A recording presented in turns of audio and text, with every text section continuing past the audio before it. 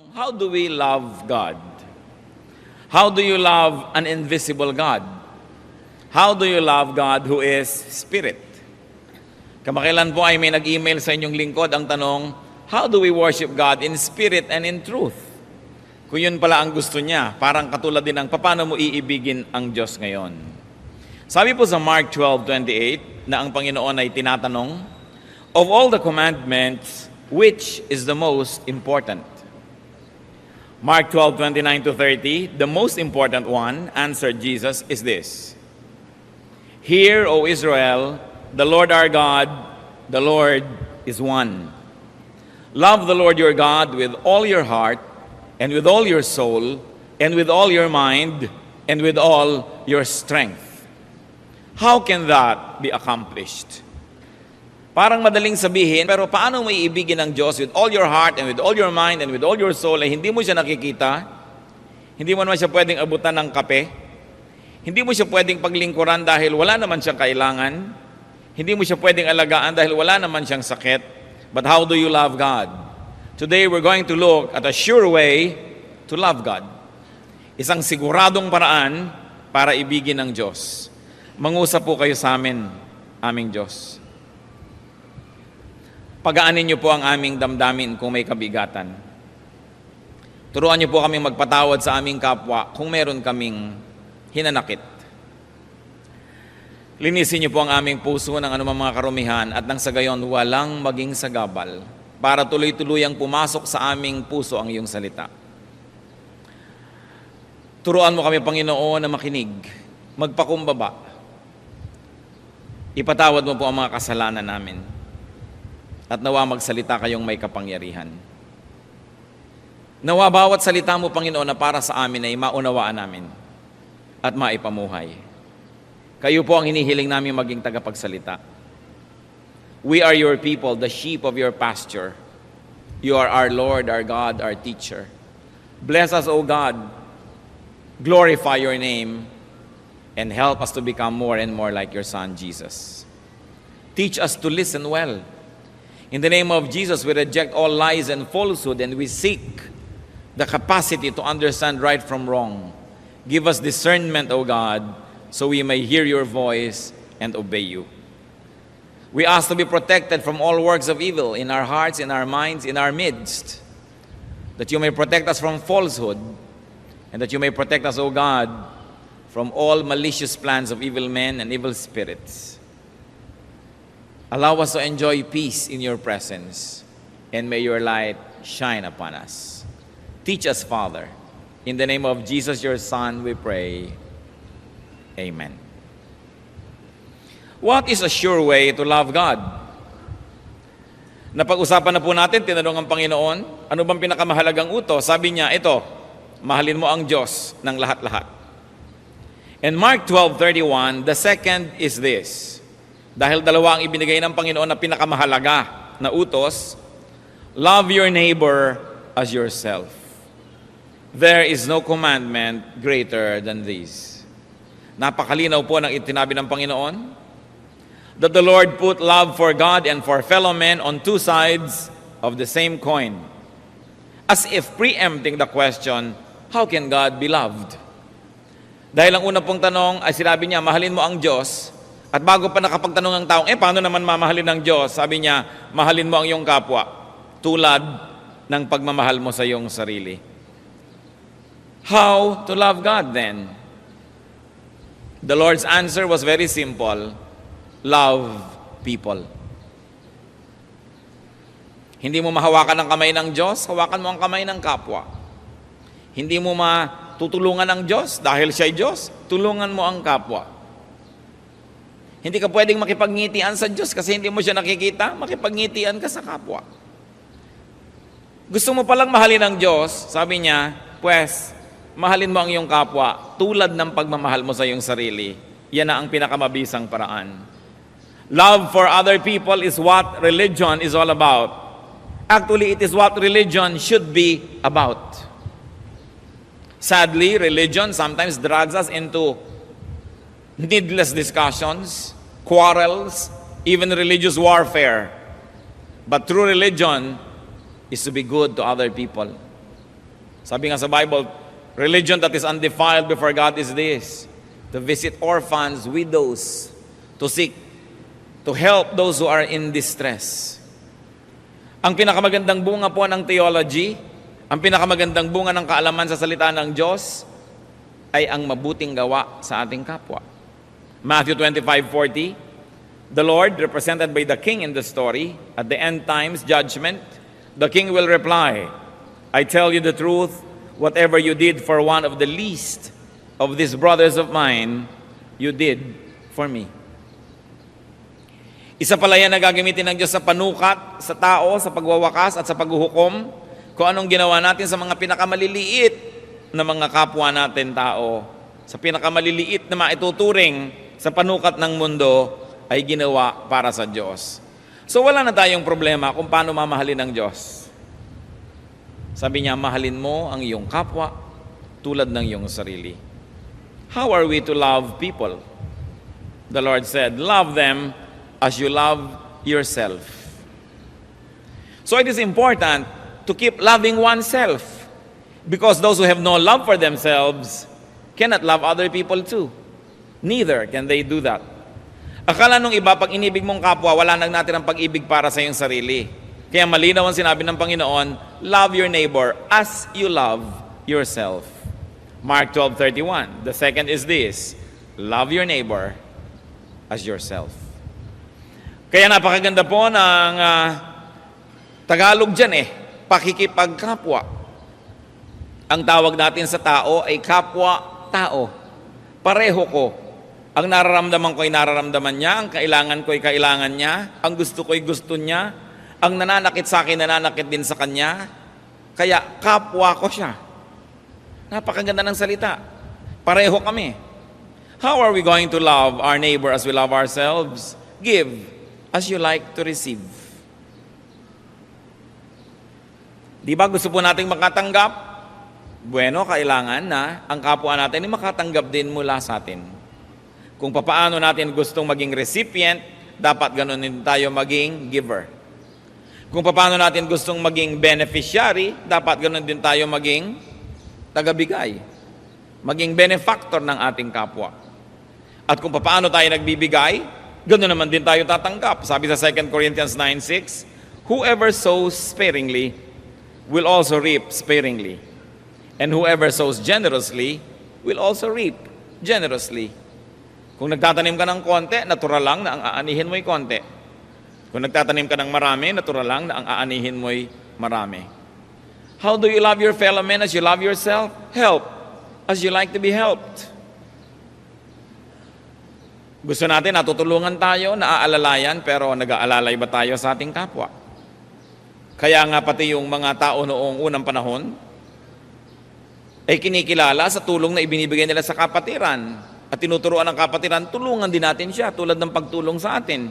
Sa Romans 6:2, binabanggit si Phoebe, I ask you to receive her in the Lord in a way worthy of the saints, and to give her any help she may need from you, for she has been a great help to many people, including me. Dito po ibinibilin itong si Paul, natanggapin ng mga daratnan itong babaeng si Phoebe. Pag sinabi pong saints sa New Testament, ang tinutukoy ay ang mga taong buhay, mga anak ng Diyos, mga lingkod ng Diyos na tumanggap kay Kristo bilang Panginoon at tagapagligtas. Hindi po nun kailangan ng mga elaborate ceremony para matawag kang saint. If Christ is in you, you are serving God, and it is obvious that you have a godly life, Paul would call them saints. Kaya sabi niya, hinihiling ko sa inyo na tanggapin niyo siya sa isang paraang bagay at angkop at tama lang sa isang anak ng Diyos, sa isang saint. At bigyan niyo siya ng tulong, tulad din naman ng naging pagtulong niya sa maraming tao, kasama na ako doon. So, how do you love other people? Help as you like to be helped. Understand as you like to be understood. Most of the time we have troubles among people because we like to be understood, but we don't like to understand. One way ang relasyon. Gusto nating inuunawa tayo, hindi naman natin inuunawa ang kapwa. Forgive as you like to be forgiven. May mga tao humihingi ng forgiveness, gustong mapatawad, pero sila din hindi naman nagpapatawad sa kapwa. In fact, they become vengeful, they become vindictive. And if they happen to have power, they use their power to get even with those who have wronged them. Ano po ang sabi sa Lord's Prayer, Matthew 6:12? Forgive us our debts, as we also have forgiven our debtors. Ang kausap dito ay ang Diyos Ama, patawarin mo kami, gaya rin naman ng pagpapatawad namin sa iba. Gustong-gusto po natin tayo ay pinapatawad, pero tayo ba nagpapatawad? So love others as you love yourself. Now, forgiveness doesn't mean injustice. If you have committed a wrong, I can forgive you in my heart. It means I will not be angry with you, I will have no hatred, I will not want to get even. But if you have committed a wrong against society, you have to pay. Because forgiveness doesn't mean forgetting justice and reason. Papatawarin kita, ibig sabihin, hindi sa loob ng puso ko, hindi ako magagalit sa'yo, hindi ako magtatanim ng sama ng loob, hindi kita gagantihan, subalit magbayad ka dapat sa iyong pagkakautang, lalo na sa kung sa lipunan. Halimbawa, merong isang asosasyon, yung treasurer, ginasta niya lahat ng pera ng asosasyon, tapos sinabi niya, I'm sorry, gano'n na lang ba yun? O sige, pinapatawad ka namin, hindi kami magagalit, hindi kami mamumuhi, pero bayaran mo ang ginastos mo. Dapat may katarungan. Ang paghingi ng patawad ay may kakambal na pagsunod sa katarungan, sa katuwiran, at sa tama. Hindi limutan na lang, gano'n na lang. You've got to restitute. Kaya sa Bible, ang mga hukom tinuturuan, a tooth for a tooth, an eye for an eye. Hindi po para sa mga ordinaryong tao yun na nagalit, na tinanggalan kanya na isang mata, tatanggalan mo rin siya. Tinaga kanya, tatagain mo rin. Ito po yung utos sa mga hukom.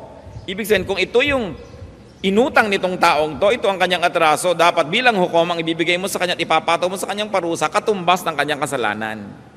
Ngayon, yung mga tao na napagkamalian, tinuturuan, o sige, magpatawad ka, huwag ka na magtanim ng galit, pero kailangan may hustisya. Because God is a God of justice. Kaya tayo po, may mga kasalanan, di ba? Bakit tayo napatawad? Kalimutan na lang ba? Hindi. Nagbayad si Jesus.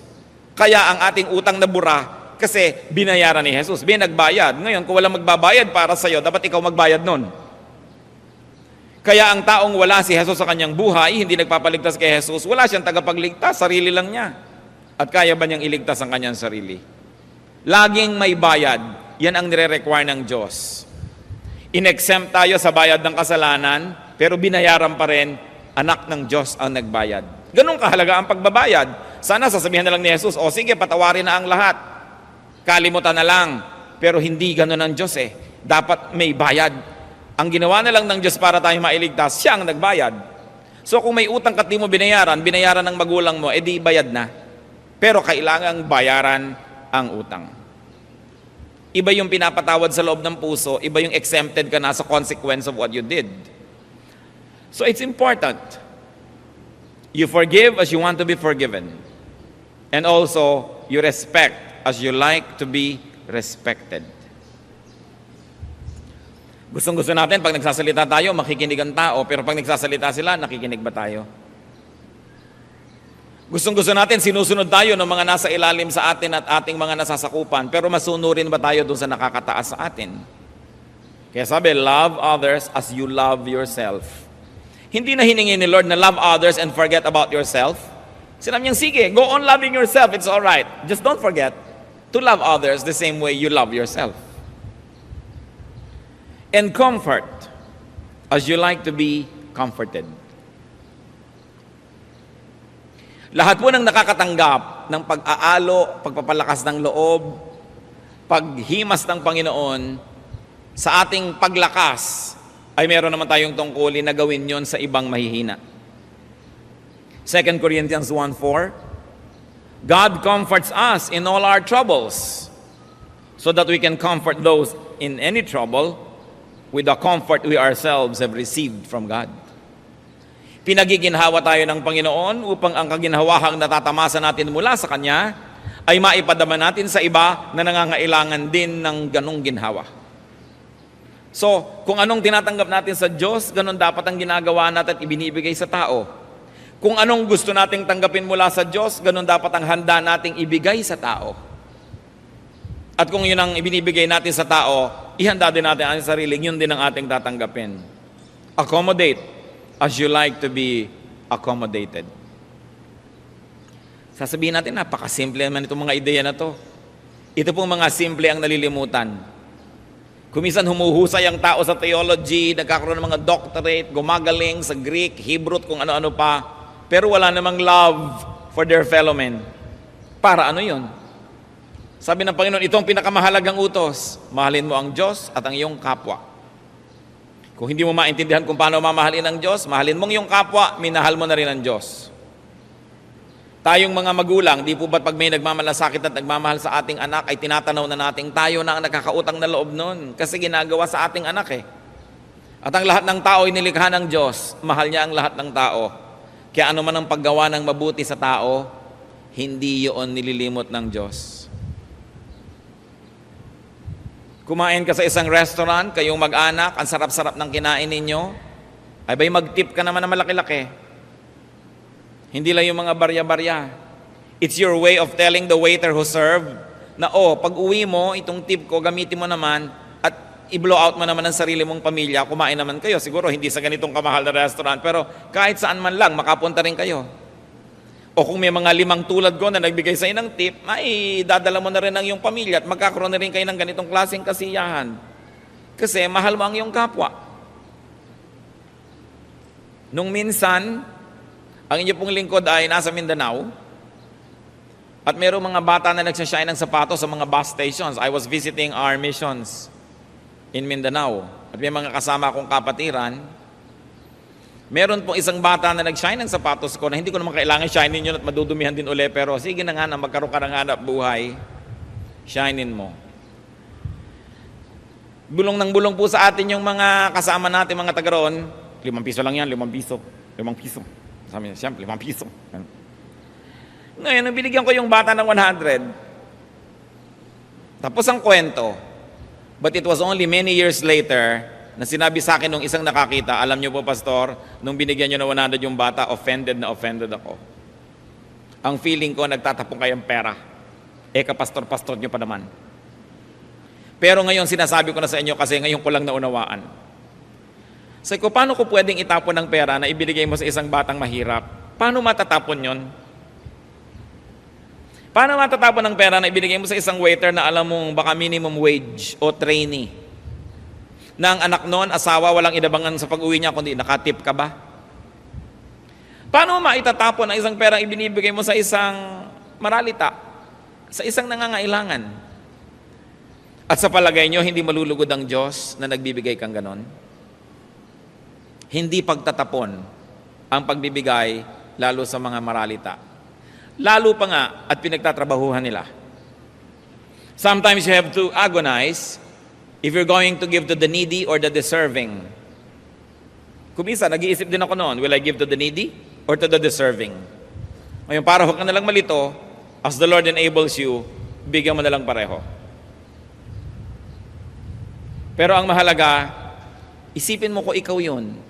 Gusto mo makatanggap ng barya-barya? Gusto mo bang labandera ka? Ang usapan ninyo, 200 o 250 o kung magkano man a day. Pero talaga naman kahit lahat ng nakakabit na kortina hanggang tricycle at jeep, itatanggalin pa para talagang malaban mo lahat at nang talagang sumuka ka ng dugo bago mo kitain ng 250. Gusto mong gawin sa labandera mo yun, ilabas yung lahat, dali, para sulit na. Baligtarin mo, kung ikaw yung labandera, matutuwa ka ba isang bunton itong lalaban mo na to for 250? O matutuwa ka ba na 250 ang usapan, biglang ginawang 300, biglang ginawang 400? Ipaghihirap nyo ba yon? Pero kuminsan sa ating kapwa, lalo't nagigipit, napakalaking halaga, napakalaking bagay. Ito po ang gustong-gusto kong makita sa mga Kristiyano, na kahit hindi tayo mayaman, tayo palabigay. Tayo galante. Kasi hindi pwedeng matapon. Kita yun ng Diyos at napupunta sa mga nangangailangan. Hindi yung kulang na lang talaga, pigain mo yung dugo ng gumagawa para isulit mo hanggang kahuli-hulihang sentimo ng ibabayad mo sa Kanya. Mano ba namang minsan na ang labandera mo, 2:00 pa lang ng hapon, tapos na dahil konti lang pinalaban mo. Kailangan ba talaga hanggang hindi lumulubog ang araw, hindi siya makatayo dyan sa labahan? Kailangan bang laging pigain ang kapwa? We can be kinder, we can be nicer, if we like to love God. Mano ba naman nadagdagan ng sweldo ng ating mga kasama sa bahay? Kung kaya nyo naman. Kung hindi nyo kayang lagi, paminsan-minsan dagdagan. Kung may iaabot tayo. Ito ang nais makita ng Diyos sa mga relihiyoso. Pag-ibig sa kapwa. Pagtulong. Kahit hindi inaasahan at hindi kailangan. Very importantly, you want to love God? Talk about others as you would like to be talked about. At isa ito sa mga isang bagay na katakataka sa inyong lingkod at marahil sa inyo man katakataka. Bakit merong mga Kristiyano na sa publiko, proper na proper, ayos na ayos, polite na polite, but among themselves, they don't respect other people when they talk about them. Walang galang, hindi na isinasaalang-alang yung dangal ng pinag-uusapan. Kuminsan hindi iginagalang kahit mga kapwa manggagawa at kahit nakakataas sa kanila, kahit pastor kung pag-usapan. Nalilimutan, parang isa lamang na palabas ang pagiging makadiyos pagka nasa entablado at kaharap ng maraming tao, hallelujah, hallelujah, hallelujah. Pagkatapos pag nasa likod na ay kung ano-ano na lumalabas sa bibig. Kapintasan ng kapwa, mga reklamo, na alam nating hindi yun ikinalulugod ng Diyos. Kuminsan worship leader, song leader, tapos ang lalabas sa bibig later on, mga kapintasan, mga reklamo tungkol sa kapwa. Talk about others as you like to be talked about. Sabi ni Lord, love others as you love yourself. And then obey as you like to be obeyed. Many people have problems with this. They like all their subordinates to be very obedient, but they are not obedient to their superiors.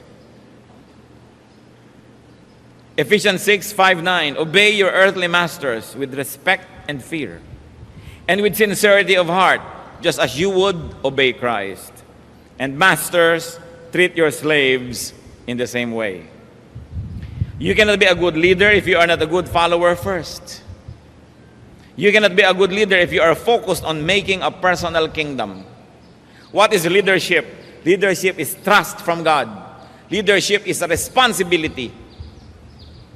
Inilalagay sa iyo ng Diyos ang mga taong nasa iyong ilalim ng iyong administrasyon, ng iyong pangunguna, para mo arugain, para alagaan, para turuan, tulungan, hindi para sila pagsamantalahan, hindi para sila gamitin lang pampataba ng iyong puso. So value people as you like to be valued. Romans 12:10, honor one another. The problem with many people is that they honor themselves and not honor other people. Kaya sabi ng Panginoon sa Luke 3:31, do to others as you would have them do to you. Kung anong nais mong gawin sa iyong kapwa, yun ang gawin mo muna sa kanila. Kaya kung minsan, sabi ng iba, the greatest revenge is when there is a role reversal. Ang pinakamaganda daw revenge ng father sa kanyang son is when the son becomes a father already. Ayan, nakaganti na ako sa iyo, magulang ka na rin. When the student becomes a teacher, and there are students who are as he was, yun ang ganti. When the subordinate becomes a superior, when the employee becomes the employer, when the follower becomes the leader, that becomes justice. Ayan, mararamdaman mo ngayon ang hirap. Alam nyo, ang aking pangarap, lahat ng tao maging pastor, nang makaganti-ganti naman ako. Nang maramdaman ninyo ang hapdi at hirap. Akala lang nung iba, naku, sarap naman, lagi kang nasa presidential table, inaabutan ng atis, binibigyan-bigyan ng mga maligasgas kung minsan pag kinakamayang kami, nakaipit na kung ano. Yun lang ang nakikita ng iba. Kasi sabi ko, nawa lahat ng tao maging pastor kahit malang 6 na buwan. Nang malaman nila, kuminsan sa ibang mga organisasyon, makikita mo yung mga associate, yung mga assistant, sinusuwag yung leader nila, gusto nilang sila yung maging tunay na leader. Sabi ko, naku, Sana na nga ay matuloy at maging leader kayo at nang malaman nyo ang hirap. At nang malaman ninyo kung papaano yung ginugusto nyo mangyari sa buhay ninyo. Because leadership can only really come from God. Talagang tatawagin ka, tuutusan ka. Kapag ikaw ang naghahanap ng sarili mong leadership, we should be suspicious. Because you probably only want a personal empire. Yung nasa isang organisasyon ka na, gusto mo pang hiwalay para ikaw na ang masunod at ikaw makapangyari. Ang nakikita mo lang siguro yung perks. You don't see the difficulty. I will always be suspicious of people who like to be leaders. Because genuine leaders are dragged, pulled, persuaded, sometimes forced by heaven to assume leadership. Pero yung laging gusto ako mag-lead, baka may hidden agenda. Walang matinong tao na gusto maging leader. Dahil alam nyo ang hirap nun. When you live in a glass house, when you have to please everybody. Kaya makikita po natin, if you are not a top leader, be submissive. So that when God gives you probably what you desire to be the top leader, then yung itinanim mo maganda. Then ang aanihin mo maganda. Pero pag ang itinanim mo ay hindi maganda, yun din ang iyong aanihin. Mahalin ang tao tulad ng gusto mong mahalin ka. Itrato mo sila tulad ng gusto mong trato sa'yo, sapagkat babalik at babalik yan.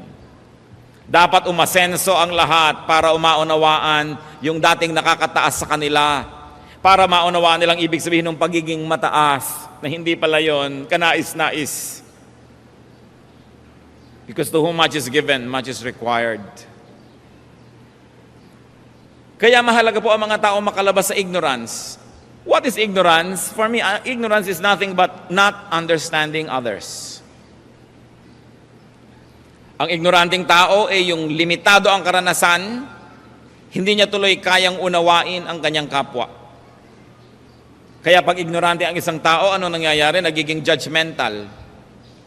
Makitid ang isip. Palapintas, palareklamo, kasi hindi niya nauunawaan ang hirap na dinaranas ng iba. Alam niyo po, kung minsan gumagawa tayo ng mga convention, gagawa tayo dito ng mga training, hindi lang pa sa church natin, training for Sunday school teachers, training for speakers, training for church workers. Hindi tayo sisingil ni libre, magdatingan na lang sila. Sisikapin natin na magpatanghalian dyan ng maayos, magagandang plato, tunay na nababasag at mga kutsarang totoong hindi napuputol pag tinusok mo ang ulam mo. At sisingilin sila ng 50, 60 pesos sa lunch. Alam nyo doon sa mga comments, sasabihin pa, napakamahal ng food. So heto ang ginagawa ng ignorance. Subukan yung maghanda ng ganitong pagkain dahil subsidized pa nga yan, mapipintasan pa. Meron kang iimbitahing maraming tao para mag-seminar, para i-share sa kanila ang alam natin, hindi ka maniningil. Ang nakalagay pa sa comment, ba't hindi ipa-aircon ng folk arts? Ang init. Gusto mong mamewang ng ganyang kataas? At sabihin sa'yo, libre na nga, naghahanap ka pa aircon? But because people are ignorant, they're always quick to say things that are not nice. So all the more that we have the resolve, we should do more seminars, we should do more training, kasi people have to be lifted out of their ignorance. Meron naman tatayo, hindi nyo alam kung gaano kahirap mag-organisa ng anumang bagay. Kasi nakakatiyak tayo na yung number one laging nagrereklamo, yun ang hindi tumutulong. Kasi yung tumutulong, nakikita niya yung hirap gawin yon, magkakaroon siya ng puwang sa kanyang puso na unawain kung may kulang man. Pero yung mga hindi tumutulong, yan ang laging napakaraming pintas. Kasi hindi nila alam what it takes. That's why people have to be enlightened. Kaya kailangan natin ng kaliwanagan. Ignorance disables people from knowing the other side. They only know their point of view. They only know what they feel and what they think. That's why ignorant people are usually narrow-minded. And because narrow-minded, unloving. Hindi maibigin, hindi maunawain, sapagkat mangmang. Pag sinasabi po nating mangmang, hindi ibig sabihin hindi nag-aral, kasi marami pong hindi nakapag-aral sa mga paaralan pero marurunong at magagaling. Meron naman na tapos-tapos sa kolehiyo, mangmang pa rin. Kasi walang inasikaso kundi sarili niya, walang inunawa kundi sarili niya, at nakatulong pa yung kanyang edukasyon para pataasin niya ang sarili niya sa sarili niyang pananaw na palala. Kaya mahalaga po ang pag-aaral ng salita ng Diyos, makawala tayo mula sa ating mga kamangmangan at kadiliman. Ano po, at ulitin natin ang sabi ng Panginoon sa Mark 12:29-31, nung tinanong ko anong importanteng utos ng Diyos. The most important one, answered Jesus, is this: Hear, O Israel, the Lord our God, the Lord is one. Love the Lord your God with all your heart, and with all your soul, and with all your mind, and with all your strength. The second is this: love your neighbor as yourself. There is no commandment greater than this. Ang Panginoon na nagsalita, ito ang pinakadakilang utos. Wala nang mas dakila pa. So the greatest commandment is not against sin. It is not negative. It is not do not. Hindi siya sabing do not, hindi yon. But the greatest commandment is for love of God and fellow men. It is positive. Say do, love people. 1 Peter 4:8, above all, love each other deeply, because love covers over a multitude of sins. So love, and you will cover grave shortcomings and sins. So love for God, meaning love for fellow men, is the greatest. It is the greatest yardstick, the greatest standard, the greatest measure of spirituality. Kung gaano ka tayo ka-espiritual ay masusukat kung gaano natin kamahal ang Diyos. At dahil mahirap sukatin yon, sukatin natin sa pagmamahal sa kapwa. Matulungin, maibigin, mapagpatawad. This is what spirituality is all about. Sabi po sa 1 Corinthians 13:1-3, I like to read from the Revised Standard Version. If I speak in the tongues of men and of angels, but have not love, I am a noisy gong or a clanging cymbal. And if I have prophetic powers and understand all mysteries and all knowledge, and if I have all faith, so as to remove mountains, but have not love, I am nothing. If I give away all I have, and if I deliver my body to be burned, but have not love, I gain nothing. Kung wala daw pag-ibig, baliwala kahit you can speak in tongues or a representation of spiritual gifts. Kahit marami kang spiritual gifts, yung mga kakaibang gifts, baliwala if you have no love. Without love, prophecy and knowledge is nothing, representing all intellectual pursuits. Yung isa, yung spiritual na mahirap sukatin sa karunungan, yung isa naman prophecy and knowledge. At sabi, if I have all faith as to remove mountains, so it's talking about hyper faith, kaya ng faith mo na magawa ang lahat ng bagay pero wala ka pa rin pag-ibig, baliwala. And if I gave away all I had, even if I had charity, to the point of allowing my body to be burned as a sacrifice for others, sacrifice, it means nothing if you don't have love. So without love, spiritual, intellectual faith and gifts, faith, charity, and sacrifice mean nothing. And you should take note that these things are what's important to many religions. Speaking in tongues or spiritual gifts, prophecy, knowledge, intellectual pursuits, faith, prayer, charity and good works, sacrifice, pag-aayuno, pagpapasakit. Sabi, walang kwenta ito kung walang pag-ibig. And let's continue 1 Corinthians 13:4-7. Love is patient and kind. Love is not jealous or boastful. It is not arrogant or rude. Love does not insist on its own way. It is not irritable or resentful. It does not rejoice at wrong, but rejoices in the right. Love bears all things, believes all things, hopes all things, endures all things. Ito yung pag-ibig na hinahanap sa atin. Hindi makasarili, mabuti, mabait, hindi mag-inggitin, hindi mapanibaghuin, hindi mayabang, hindi mapagmataas, hindi iginigiit ang sariling kagustuhan, hindi madaling magalit, mapagpakumbaba. Ipinagbubunyi ang kabutihan, ipinagbubunyi ang tagumpay ng iba, nagtitiis, nananalig, umaasa, nagpapakasakit. Very basic. But we really should all go back to basics. Lalo't nakakalimot tayo. Sometimes our concept of our faith becomes so sophisticated that we discuss so many theological and high-sounding terms. But at the end of the day, God will measure us through our love. Very especially, love for others. 1 Corinthians 13:11, when I was a child, I spoke like a child. I thought like a child. I reasoned like a child. When I became a man, I gave up childish ways. Bakit isinunod po ito sa katuroan ko sa pag-ibig? Sapagkat ang bata ay maibigin sa sarili. Gusto ko ng gatas, kala hindi ako titigil ng kaiiyak hanggang di ko nakukuha yan. Kaya may mga karanasan po tayo noon na nabalitaan ko na nung may gumuhong building dahil sa mga lindol, merong nakulong na mag-ina doon sa ilalim ng mga guho. Iyak na ng iyak ang bata dahil nauuhaw. Walang maibigay ang nanay, makikinig ba ang bata? Kasi ang bata, makasarili lang, sarili lang niya ang naiisip niya. So ang nanay na ito ay kumuha ng isang basag na salamin at hiniwa niya ang kanyang dibdib at pinasuso niya ang kanyang anak ng kanyang sariling dugo. Nung nakakainom na yung bata, tumigil na ng kaiiyak.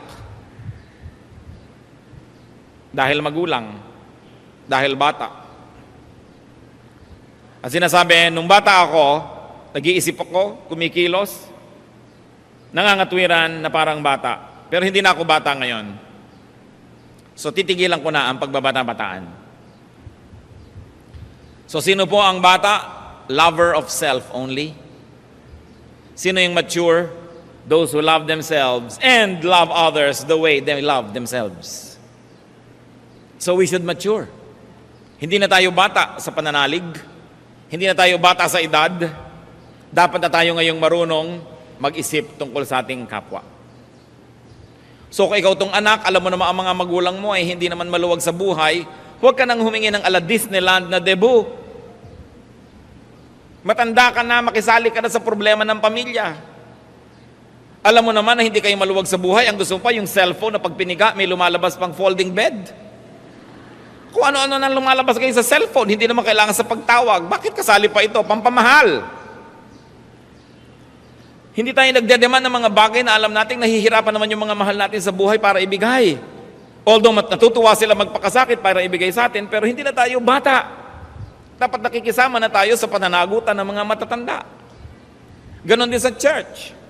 Kung kayo mahigit 6 na buwan na anak ng Diyos, kasama na kayo dapat sa solusyon. Hindi na lagi na lang sino pinagsisilbihan, binabati, dadalhin sa silya, papaypayan, tuturuan, kakantahan, ipapanalangin. We graduate from that level. And we graduate to the level of maturity where we are now the ones na humihiwa sa ating dibdib ng salamin ng bubog para makapagpainom sa nauuhaw. We should all make it our goal to become mature and to act in a mature way. Hindi na yung konting problema lang sa church, magtatampo ka na, lalayas ka na, lilipat ka sa iba, mamaya nagtampo ka na naman doon, lalayas ka na naman, 30 taong ka nang nagpapalipat-lipat. Siyempre, walang perfect church, and when there's a perfect church, please don't join it, because the moment you join it, its perfection is destroyed. So kailangan, marunong na tayo magpasensya, may pinapalampas ka na. Pararaanin ko na to. Kasi kahit naman saan ako magpunta, makakakita na naman ako ng mali sigurado. Meron ako ditong hindi kasundo, pero kahit saan ako magpunta, meron na naman ako hindi makakasundo dahil talaga namang magulo ako We mature. We learn to endure. We don't escape every trouble, but we try to solve. And even if it could not be solved at the moment, we endure. That's what maturity is all about. Nakakakita ka ng problema sa isang department ng church, tumulong ka, alam mo palang tamang gawin, sumali ka. Pero hindi yung sasali ka, gusto mo everything is served to you on a silver platter. Kakanta ako, pero ilagay ako sa magandang lugar, bigyan ako ng mic, tamaan ako ng ilaw. Tutulong ako pero kailangan ganito lahat ang requirement. Nakikita mo na may problema, kaya pagsali mo doon, yayakapin mo pati problema dahil gusto mong makatulong. Hindi para ka lang paglingkuran. Kaya ka pa sumali, paglilingkuran ka din lang pala. Eh di mahirap yon. Alam niyo po kung ganitong attitude ng mga Kristiyano sa mga churches, uunlad ang church ng Panginoon. Oras na nakakita ka ng kapintasan, tulungan mo para yun masolve. Ngayon, kung hindi ka tutulong, shut up. It is the best that you can do. Shut up. Dahil kung minsan kada daldal mo, may mahahawa pang iba, magiging negative pa yung feeling nila, sumasaya na sana sila, nabe-bless na, ne-negativein mo pa. So if you are not helping, you have no right to talk. Dahil wala namang takilya, hindi ka naman nagbabayad para pumasok. Di ba? Manonood ka pa nga ng concert, nagbabayad ka pa ng mahal, nagtitiis ka rin eh. Bakit ang mga anak ng Diyos, kumisan ang tagal mag-mature? It is all right to keep loving yourself. Just love others the same way. Kailangan mo may love for self ka eh. Kita niyo yung mga walang love for self? Wala lang love sa iba? Kakabitan yung sarili nila ng bomba at pasasabugin, kasama sila sumasabog at saka ibang tao sa paligid nila. Kasi walang love for self and others. Kaya mahalaga, love mo rin yung self mo. Hindi napapangakuan ka ng kung ano-ano. Pag sumabog ka dyan, pupunta ka sa paraiso. Ano naman klaseng paninalig yun? Nung naging bopis ka, tsaka ka pupunta sa paraiso. Kaya napakahalaga po yung ating paniniwala, binabantayan natin. Kasi ang daming relihiyon sa mundo. At madali namang malaman kung ano yung sa Diyos. Yung nagtuturo ng pag-ibig sa kapwa. Yung nagtuturo ng pagpapatawad. Yung nagtuturo ng kababaang loob. Dapat sinusukat natin ang lahat. Sasabihin na, lahat ng mga relihiyon, pare-pareho sa Diyos lang ang ending, ha? Dumating ako sa Diyos na bopis. Durog-durog. Ganon ba yung gusto niya? Kaya mahalagang sinusuri, mahalaga po nag-aaral tayo. You know, we have Sunday school, we have Bible study before this period. I wonder how many of you even bother to attend our Bible studies. Ito po yung lahat ay binubuksan para sa inyo. Lahat tayo umattend. Iba kasi yung Bible study, nakakapagtanong ka, nakakadiscuss, you can open your mouth and also give your opinion. Iba naman, magkakambal po dapat ito eh. Itong ating worship at saka yung Bible study, kambal dapat yan. Kaya magkadugtong. Sikapin nyo.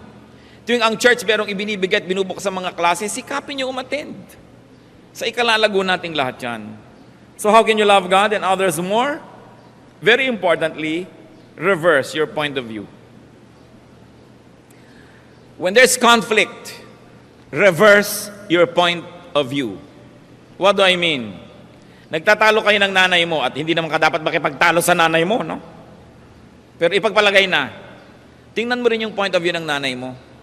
Yung nanay naman, tingnan nyo din yung point of view ng anak.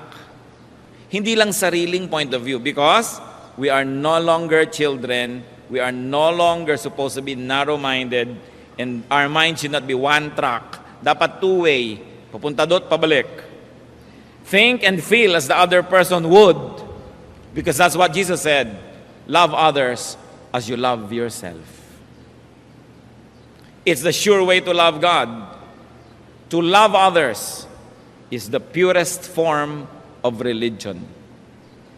No theology, no argumentation, no ceremony, no ritual can be higher than that. Why? Because Jesus said so. No commandment is higher than this. Sabi niya, love others as you love yourself. Aming Diyos, kami po ay napasusuri. Gusto po namin makita ang sarili namin kung paano nyo kami nakikita ngayon.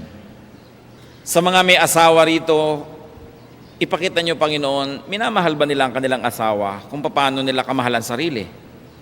Sa mga magulang at anak, sa magkakapatid, sa magkakasama sa bahay, sa trabaho, sa ministry, nangyayari po ba ito? Are we submitting ourselves to the highest commandment of all, which is to love God and to love others as we love ourselves? Ano, Panginoon, ang aming mga pagiging makasarili? Ipakita niyo po sa amin ang aming pagiging makitid, pagiging sobrang manipis at maramdamin, ang pagiging self-righteous. Ipakita niyo, Lord, kung meron po kaming unhealthy level of expectation for ourselves. Kung kami merong mga wrong sense of entitlement, na laging iniisip namin kami entitled to this and to that at ang iba hindi. Make us sensitive, O God. Teach us to deserve before we desire. At kung meron ka nakikita sa amin, Panginoong, masyadong matataas ang mga pagtingin sa sarili, ipakita mo sa amin ng aming track record kung may karapatan nga ba kaming taasan ang pagtingin sa sarili. Ipakita mo sa amin, Panginoon, kung ano talaga kami sa inyong pananaw. Mga kapatid, magpasuri tayo sa Panginoon. Lalong-lalo sa mga may asawa, may magulang, may anak, may kapatid, may katrabaho. Tanungin natin ating sarili, are we loving them enough? Are we loving them as God wants us to love them? Are we loving people as we love ourselves? At kung meron tayong excessive love for self, self-centeredness, conceit, isuko yan sa Panginoon ngayon. Hindi mainam na patuloy na alagaan sa ating puso ang sobrang pagmamalaki, ang malaking pagtingin sa sarili. Buksan mo ang aming puso, Panginoon. Ipakita mo ang aming mga kabulagan, mga pagkukulang namin sa pag-ibig sa aming kapwa.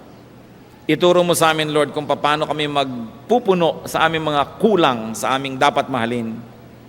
At kung paano namin dapat bawasan ang kuminsay sobrang pag-ibig sa sarili. Ang napakataas na pagtingin sa sarili. Kausapin niyo po kaming lahat. Lord, we want to obey your highest command, to love you and to love others as we love ourselves. Teach us. Enlighten us.